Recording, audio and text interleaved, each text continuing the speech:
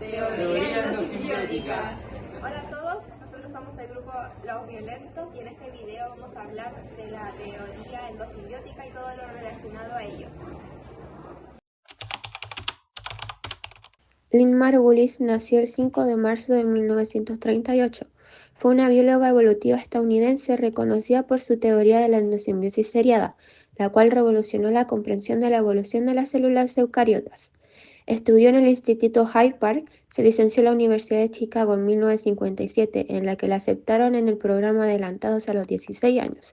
Obtuvo una maestría en zoología y genética en la Universidad de Wisconsin-Madison en 1960 y consiguió un doctorado en genética en la Universidad de California, Berkeley, en 1965. Lynn Margulis se especializó en la biología evolutiva, con un enfoque particular en la simbiogénesis y la microbiología evolutiva. Sus estudios la llevaron a profundizar en la genética, la zoología y la biología celular.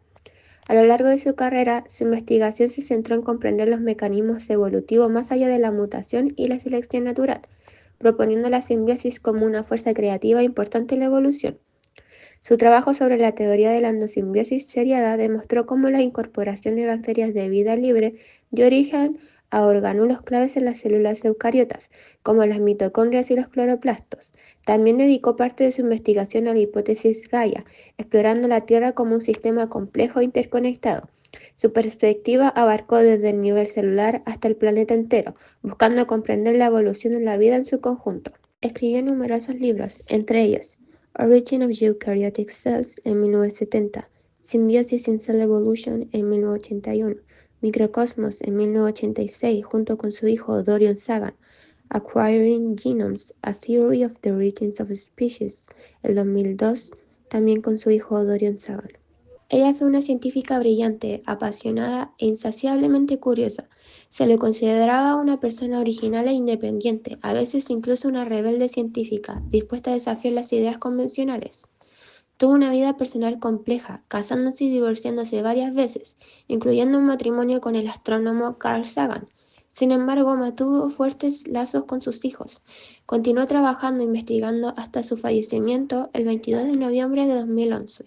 Después de que mi compañera haya hablado sobre la biografía de Lynn Margulis, yo voy a empezar ya a introducir el tema de la teoría endosimbiótica. Primero vamos a hablar sobre la descomposición morfológica de esta y empezaremos con teoría. Que cuando hablamos de teoría, hablamos de una explicación cuidadosamente hecha a partir de la observación y del método científico. Endo, en este caso, sería el prefijo que significa dentro o al interior. Simbiosis significa que es una relación estrecha entre los organismos, que en este caso de la teoría endosimbiótica es beneficiosa para ambos. Entonces, la teoría simbiótica es que hay organelos que son esenciales para las células y estos ayudan para su desarrollo y mantenerse vivas. En la endosimbiosis, una célula se incorpora a otra. Según la teoría, los cloroplastos evolucionaron de bacterias fotosintéticas y las mitocondrias, que producen energía, de bacterias aeróbicas. Eran organismos independientes. La evidencia de esto es que ambos organelos contienen un ADN propio. Las células eucariontes incorporaron células que ahora son conocidos como organelos. En vez de digerirlas, generaron relaciones simbióticas donde ambas se beneficiaron, lo que daría como resultado la célula eucarionte que conocemos hoy en día. Un ejemplo de célula eucarionte es la célula de la levadura. Esta contiene mitocondrias, las que llevan a cabo la respiración celular y producen el ATP, lo que muestra cómo esa antigua simbiosis sigue siendo fundamental para la vida celular actual. Y por otro lado tenemos las células procariontes, como las cianobacterias, que también vemos una conexión con la endosimbiosis. Se cree que una célula eucariota primitiva engulló a una cianobacteria y ésta se convirtió en un cloroplasto. Esta relación simbiótica dio lugar a las células vegetales actuales, a las que conocemos ahora. Así, una cianobacteria representa el antepasado simbiótico de los cloroplastos. Charles Darwin fue un naturalista inglés famoso por su teoría de la evolución por selección natural, que revolucionó la comprensión de la biología.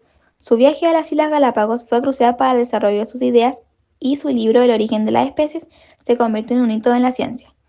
Darwin nació en Inglaterra el 12 de febrero de 1809. Su padre era médico y su abuelo Erasmus Darwin era un hombre de letras, naturalista y filósofo. Darwin inicialmente estudió medicina en la Universidad de Edimburgo, pero no la agradó. Luego se trasladó a la Universidad de Cambridge para estudiar teología. En 1831, Darwin viajó como naturalista a bordo del HMS Beagle, una expedición de 5 años alrededor del mundo. Durante este viaje recolectó muestras, observó fósiles y realizó estudios geológicos, especialmente en la isla Galápagos.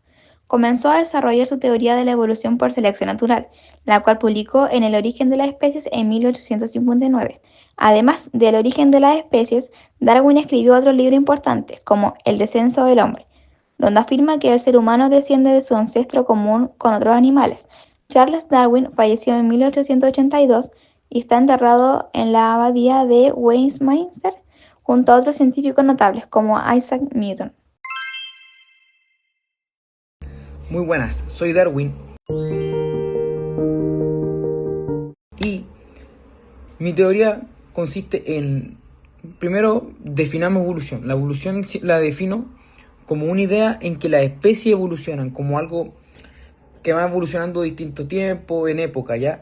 Y que todos compartimos un ancestro común, perfecto, eso tengamos en cuenta. Y en la teoría se propone que para poder evolucionar, ya, para que se pueda hacer esto que hablamos, que cambiar rasgos, distintas cosas, tiene que haber un proceso que se llama selección natural o presión de selección, que resumidamente consiste en que el que mejor se adapta al ambiente, al hábitat, al bioma, es el que va a sobrevivir más, el que se va a adaptar mejor, el que va a pasar sus genes, a pasar sus distintas formas de adaptarse o sobrevivir hasta reproducirse a distintas generaciones, y van a vivir muchos años. Por ejemplo, eso es que una de las cosas evidentes de por qué ocurren que los animales se extinguen. Por ejemplo,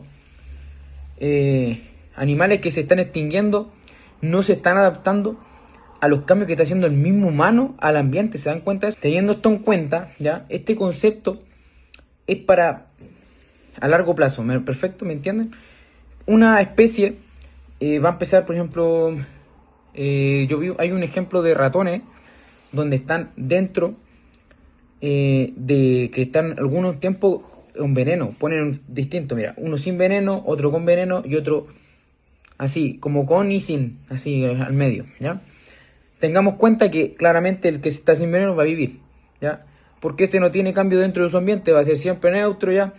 Pero el que tiene veneno va a morir. Pero quedó un ratón.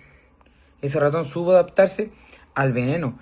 Claro, dentro entramos a otro lado, pero ese ratón se supo adaptar al ambiente en el que tuvo que sobrevivir claramente, y ahí generó rasgos que son heredables, rasgos que su siguiente generación van a ser todos los demás resistentes al veneno. En eso consiste la teoría de Darwin.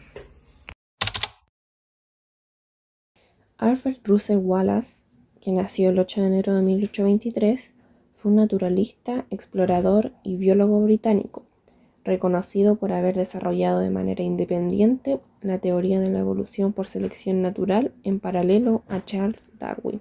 Sus extensas expediciones por el Amazonas y el archipiélago malayo le permitieron identificar patrones de distribución de especies, lo que lo llevó a formular la famosa línea de Wallace, una frontera biogeográfica que separa las especies de origen asiático de las australianas. Gracias a estos estudios, Wallace se convirtió en el padre de la biogeografía, estableciendo fundamentos claves para esta disciplina. A pesar de que cuando se habla de la teoría de selección natural, se habla de Darwin y de Wallace en un conjunto, estos crearon sus teorías de manera paralela e independiente. De hecho, fue Wallace el que impulsó a Darwin a publicar y a escribir El origen de las especies en 1859. Pero Wallace enfatizaba el papel del entorno en la evolución y tenía diferencias con Darwin, especialmente en la evolución humana. Alfred Russel Wallace falleció el 7 de noviembre de 1913 en Inglaterra, y a pesar de haber quedado en la sombra de Darwin, su legado sigue siendo fundamental para la biología. Al comparar ambas teorías, tanto la de Darwin y Wallace como la de Lee Margulis, La mayor diferencia es que los Darwin y Wallace explicaron la evolución a través de la selección natural, en cómo los organismos que mejor se adaptan al entorno tienen mayor probabilidad de sobrevivir, mientras que Margulis dice que también se puede evolucionar pero entre la colaboración de especies. Darwin y Wallace explicaron la evolución a través de la selección natural, enfatizando sobre la competencia y evolución gradual de especies. Por otro lado, Lynn Margulis complementó esta visión con la teoría endosimbiótica, que propone que algunos de los cambios más significativos en la evolución de los organismos ocurrieron gracias a la cooperación, en lugar de solo la competencia. Margulis demostró que las células eucariotas surgieron a partir de bacterias antiguas que establecieron relaciones simbióticas. Por ejemplo, las mitocondrias y los cloroplastos no solo son parte de la célula, sino que fueron organismos independientes que en algún punto de la evolución fueron incorporados en otra célula y terminaron viviendo dentro de ellas, en una relación mutuamente beneficiosa. Así, mientras Darwin y Wallace explicaban la evolución mediante la selección de los organismos más adaptados, Margulis mostró que la evolución también ocurre gracias a la cooperación entre distintos seres vivos. Sus teorías nos han llevado a una visión más compleja de la evolución, en la que la interacción entre especies y la simbiosis juegan un papel fundamental en la diversificación de la vida. La teoría endosimbiótica de Lynn Margulis amplió la visión de la evolución al incluir la cooperación, además de la selección natural.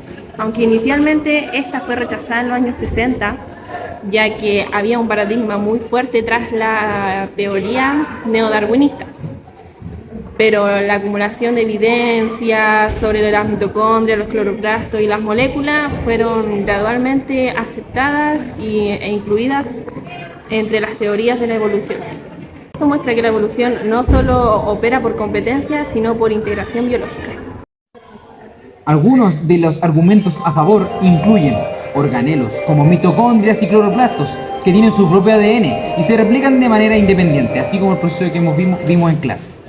Sus ribosomas son similares a las de las bacterias, sugiriendo un origen endosimbiótico. La existencia de procesos de endosimbiosis secundaria en organismos actuales refuerza su plausibilidad. Los contraargumentos destacan la incertidumbre sobre cómo ocurrió la integración inicial sin que el organismo huésped destruyera a las células simbionte, la falta de evidencia directa de los primeros eventos de endosimbiosis en la historia celular. Bueno, ya casi terminando este video voy a darle nuestra opinión como grupo, que en realidad la voy a decir yo, que es cómo la resistencia a la teoría de Margulis refleja cómo la ciencia a veces se aferra mucho a esos paradigmas establecidos antes de aceptar las ideas que existen.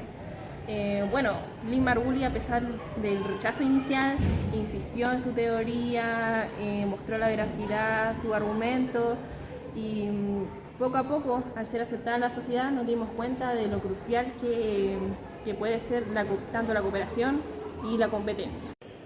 Esta fue la teoría endosimbiótica. Esperando que les haya gustado este gran video que nos costó hacer y que no les haya quedado ninguna duda. Muchas gracias por ver este gran video.